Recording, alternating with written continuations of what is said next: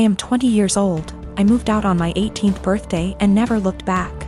I mostly moved out due to how strict my parents were. When I say strict, I don't mean something like home by 10 p.m. I mean, I wasn't allowed to have friends older than me, even by a few months. I wasn't allowed any guy friends. If I had a project to work on at school and got partnered with a guy, my mom would tell my teachers to make me do it alone. I was only allowed on my phone if someone, mom or dad, was there to monitor what I was doing. Weekdays my bedtime was 9 p.m. and weekends 9:30 p.m. I could only have sleepovers if it was at my house, and all of my friends have to be questioned to make sure they were clean, meaning they didn't have boyfriends, no tattoos, went to church, you get it. So you can imagine, I had literally 1 or 2 friends. By 18, I didn't have any plans, I just packed my stuff and left. My parents weren't happy and tried for months to get me to come home, but I didn't plan on it. Anyways, I landed a damn good job and was able to get my first apartment shortly after. My friend is over at my house almost every day with her boyfriend and we just hang out. I didn't cut out all contact with my parents, but I limit it to only special occasions. My mom wanted to have a Zoom family call, whatever it's called, and asked me to join. I figured what the hell, I'll join and say hi. As I'm talking to my little cousin, in the background you could see my friend's boyfriend come into the living room area. Everyone's face kind of froze and I didn't think much of it.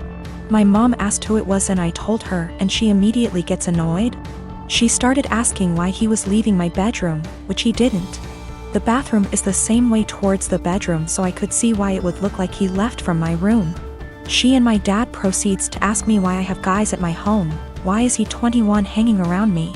I just turned 20, but yeah, it was like I was 15 again. My mom then insists I have him leave. At this point my friend and her boyfriend hears this and goes like WTF?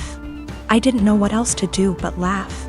I said, "Are you out of your mind?" and laughed some more. I realized they were serious and said my goodbyes and hung up. Later I started getting messages that my parents are upset I laughed at them, and my family says it's in my best interest to apologize, because I was being an asshole for laughing. I laughed at them then hung up, so I thought it was rudish, especially after being told I was by my aunt as well.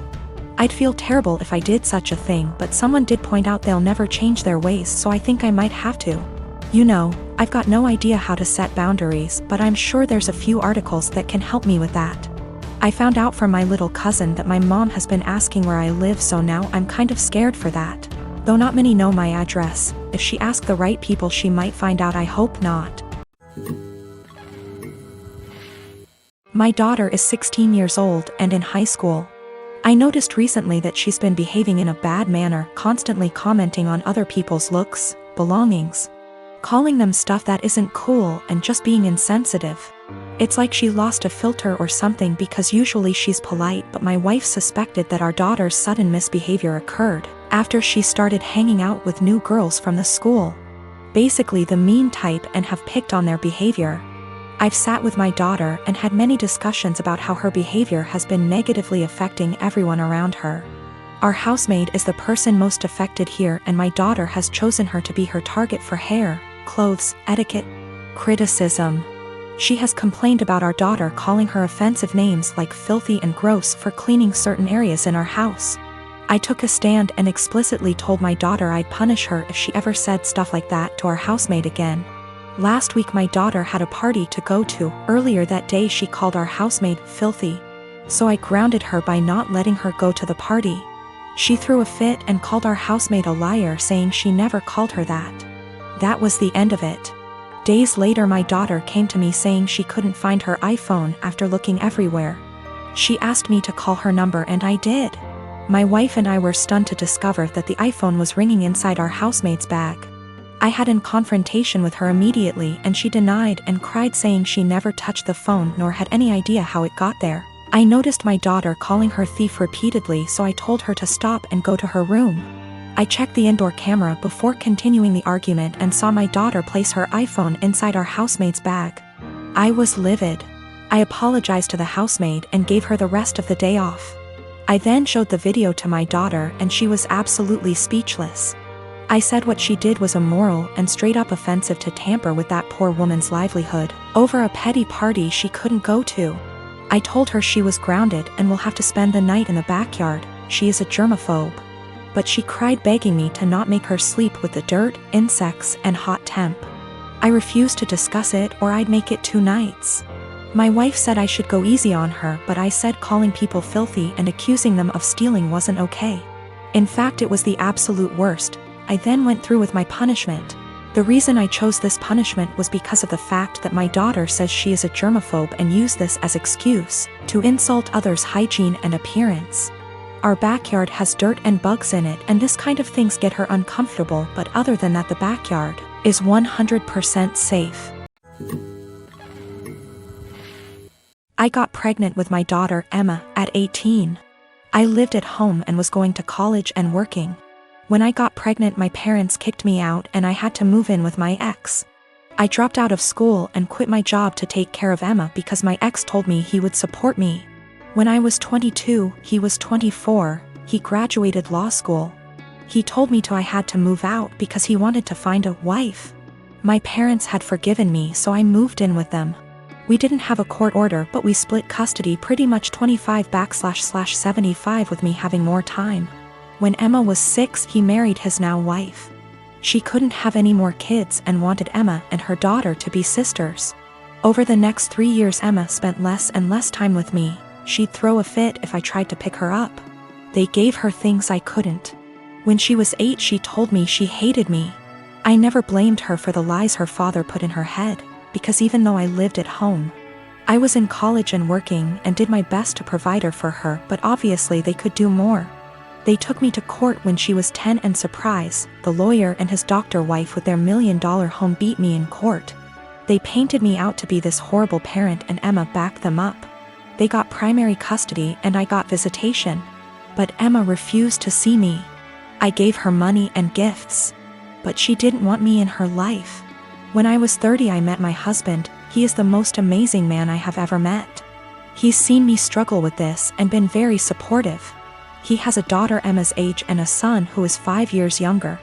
They lost their mom and were very welcoming and loving.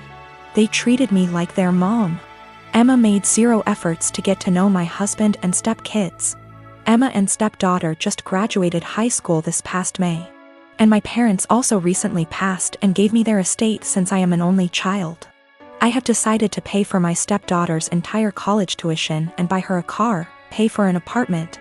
Emma contacted me a week ago and told me she missed me and wanted to see me. This shocked me, seeing as we haven't talked in a year. We met up and she told me she heard my parents died and asked if she could have some money to pay for college. I was shocked and said, "Well, what about your dad and his wife?" She said, "My mom and dad want me to pay for this on my own to teach me responsibility, and I believe I am entitled to money. Seeing as you ruined my life," I was very hurt and told her, after years of ignoring me and telling me, "I am not your mother, you demand money from me. I am not your wallet. My husband is telling me what I did was right, but my ex is telling me I'm a piece of shit and I owe this to her." My stepdaughter feels bad and offered her college money because my daughter and her friends have been harassing her. I said, "Absolutely not, that is your money." My apartment complex didn't do traditional trick or treating on Halloween. Residents were advised to set out pre-packaged individual candy bags on their patios / front door areas if they wanted to participate, but the traditional knock on door, physically hand strangers candy was not permitted. So, Halloween comes and the kids are all dressed up and each building has a scheduled time where the kids go door to door. I ended up having to work late, so my neighbor offered to walk my kids around with hers at our building's scheduled time. About 45 minutes later, my kids came home with a small bucket of candy. 6 little goodie bags each from individual apartments that participated. Everything was fine. And my kids didn't say anything weird had happened. They were just excited to eat candy once they got home. The next day I took my kids to the park directly across from our apartment complex. My neighbor was there with her kids as well. The kids were playing and she took out one of those individual goodie bags with candy in it from her purse and started to loudly rummage in it. She ate several pieces of candy and my daughter eventually noticed. Ran up and asked if she could have a piece, and my neighbor responded, "Nope, this is my tax candy. Remember that this was my reward for taking you trick or treating last night." I was a little weirded out by that statement and asked what she meant. She said that since she is the one who had to take the kids out, she took 5 bags from each of my kids as a tax. Her son then chimes in and said, "You only took 2 bags from us." She responded with, "But I'm your mom. I was doing OP a favor so they get a higher candy tax." I was thinking about how to respond when I noticed that she was holding a Starburst candy and decided to just smile and nod, and go back to watching my kids. I let her continue to finish off the bag of candy and then said, "Hey, aren't you vegan? You know a lot of those candies are made with animal products, right?" I explained what gelatin was and how a lot of those candies are made with it. She was horrified, Googles it, and then told her kids that they were leaving. She said something about how she was going to be sick and stormed off. Now she's giving me dirty looks every time we see her and won't let her kids play if she shows up at the park and we are there. My husband thinks I'm an asshole cause I should have either not said anything about the gelatin, or said something right away when I noticed. I don't think it's my job to tell a vegan what is and isn't vegan though, and she deserved it for stealing candy from little kids.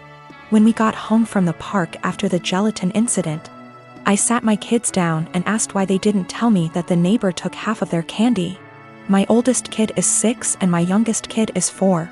6-year-old explained that as they went door to door during their designated trick-or-treating time, she would have my 4-year-old grab 2 bags instead of 1 from each apartment for the majority of them.